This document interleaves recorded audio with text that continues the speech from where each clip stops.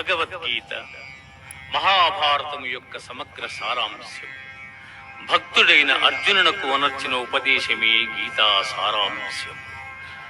భారత యుద్ధము జరగరాదని సర్వవిధములా భగవానుడు ప్రయత్నించెను. కాని ఆ మహానుభావుని ప్రయత్నములు వ్యర్థములాయను. అటు పిమ్మట శ్రీకృష్ణుడు పార్థునకు సారథి అయి నిలిచెను.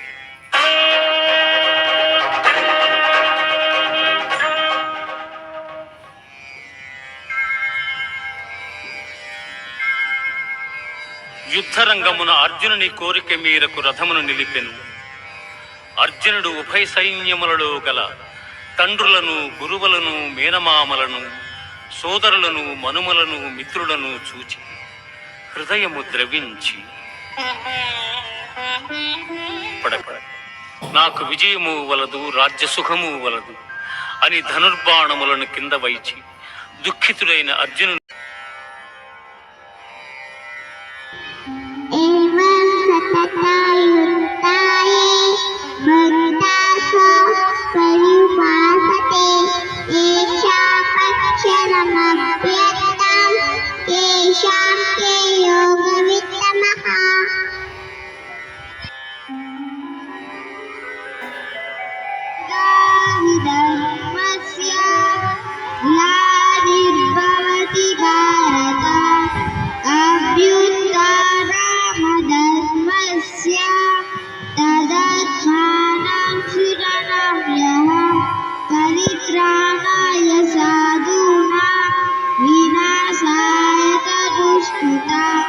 ధర్మ సంస్థాపనార్థాయ సంభవామి యుగే యుగే.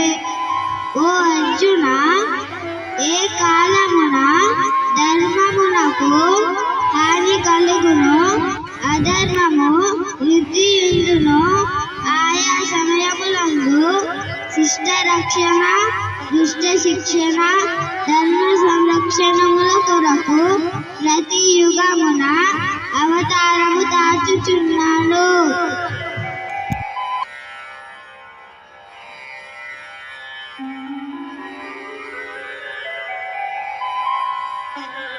గీత. శ్రీకృష్ణ పరబ్రహ్మణే నమః. శ్రీమద్భగవద్గీతాసు ఉపనిషత్సు బ్రహ్మ విద్యాయ యోగశాస్త్రే శ్రీకృష్ణార్జున సంవాదే అష్టాదశాధ్యాయే గీతాసారే అష్టాదశ శ్లోక పారాయణం కరిష్యే. అర్జున ఉవాచ నిమిత్తాని చ పశ్యామి విపరీతాని కేశవ నచ శ్రేయోను పశ్యామి హత్వా స్వజనమాహవే.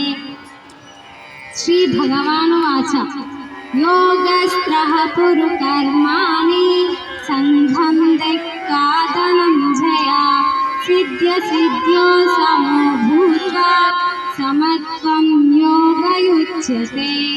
కర్మేంద్రియాణి సంయమ్య యహాస్తే మనసా స్మరన్ ఇంద్రియాత్మాని మూఢాత్మా మిథ్యాచారస ఉచ్యతే.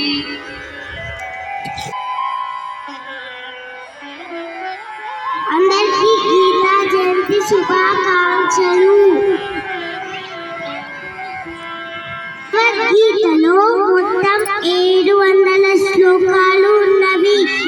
అందులో శ్రీకృష్ణుడు 574 శ్లోకాలు చెప్పగా, అర్జునుడు 84 శ్లోకాలు, సంజయుడు 41 శ్లోకాలు, ధృతరాష్ట్రుడు 1 శ్లోకం చెప్పారు. Thank you.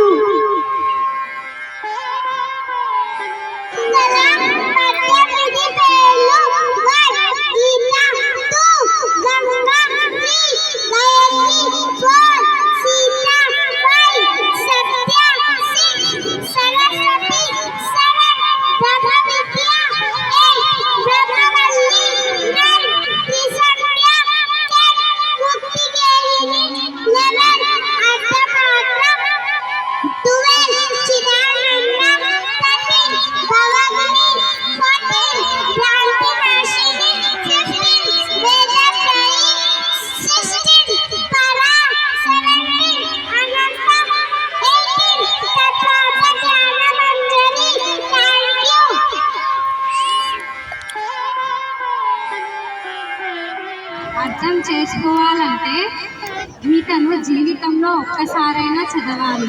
గీతలో మానవ జీవితాన్ని సంబంధించిన అన్ని రకాల సమస్యలను చాలా సులభమైన భాషలో వివరించారు. అన్ని వేద గ్రంథాల సారాంశం గీత అని పుట్టిన వార్షికోత్సవం జరుపుకునే ఏకైక గ్రంథం గీత అని చెప్పుకోబడుతుంది.